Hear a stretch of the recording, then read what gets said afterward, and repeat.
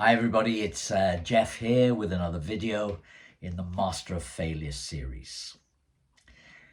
Have you ever had the experience of walking on a difficult, uneven surface?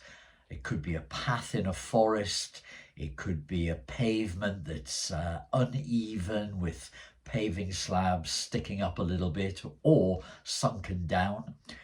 And you walk along the pavement or the path and you have the thought come up in your head, oh, I better be a bit careful here. I might trip, I might fall, I might go down a hole. And sure enough, almost as soon as the thought pops up in your head, you stumble, or you might even trip, you might even fall, but you come out of step. The thought appears in your head and the reality happens. That's how fear affects us, can affect us in just daily life, daily living. I've often had people tell me that it happens when they're driving, where they suddenly have a fear that another driver might do something a bit stupid, and sure enough they do, and they either have to brake or they have to move, veer, change direction, or do something different. What we think about happens. So if we think something fearful, we can attract something bad happening into our lives. What we think about expands. And so quite often when we have a fearful thought about something, it comes into our life. So I want to make you aware of this. I don't like talking about fear in this way. I don't want to spread fear. I'm the complete opposite of that. But until we have the awareness of how fear affects us, then it's very difficult to do anything about it. And so I have a very good example of this where it happened in my life. And I was building up to be a coach and a speaker and run workshops. And so I had organized my first ever workshop at a lovely hotel with a nice group of people. And I was going to talk about fear of failure, how to remove fears, doubts, worries, how to live a successful, wealthy, happy life. I prepared my presentation. But at this time, I was a little bit of a technophobe. I have to admit, technology, making things work, computers, laptops. I had a certain level of knowledge, but I did fear that for some reason things just wouldn't work on the day. As I prepared my PowerPoint presentation, this fear started to rise within me. From time to time, I would have the thoughts of being humiliated in front of the assembled group, being embarrassed that I would forget my words, forget what I needed to say. I wouldn't have a screen to point to whereby that would help me out and be a prompt. And this fear was growing and growing and growing.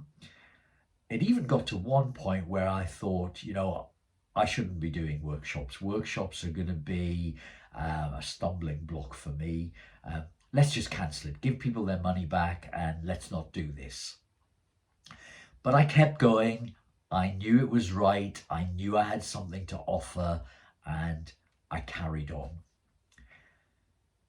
So the day of the workshop arrived. I was there early. I set up my laptop.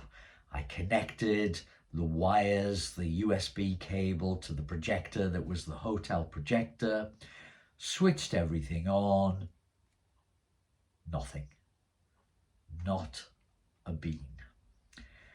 So I went to the hotel manager, the person who'd shown me the room and was there to be my aide for the day. I asked him, oh, it's not quite working here, it's not connecting. He couldn't help me. He didn't know what was wrong. He went to one of his juniors, a younger man who he said was a bit of a computer geek. Nope, he couldn't help either. And so when everybody arrived for the workshop, the first words I had to say were words of apology. So sorry, folks. There's something wrong with the technology today. And I was brave enough to tell them this story and to say that in the run up to the workshop, I'd had a fear about this happening. And guess what? That fear had come into reality. It happened. What we fear, what we think about, expands and becomes our reality. And when we have fear within us, all we do is focus on the negative. We don't see any positives. We don't see things turning out correctly. So, what happened? What happened on that day? Well, to be quite frank, the workshop was a roaring success. In fact, one of the ladies at the end of the workshop said, "Do you know what? I bet you're really glad that your PowerPoint presentation didn't work. That was fantastic." And she was right. And what I learned from this, my life lessons, were that, one, I could do it without a presentation. I didn't need prompts. I didn't need a guide. Whatever I wanted to say came up naturally, and it was within me. And in fact, because I wasn't focusing on a PowerPoint presentation, I was focusing more on the energy of the attendees, and therefore I was able to pick up on questions they might have, pick up on places where they might be stuck, and actually not follow a schedule by rote and be more in the flow.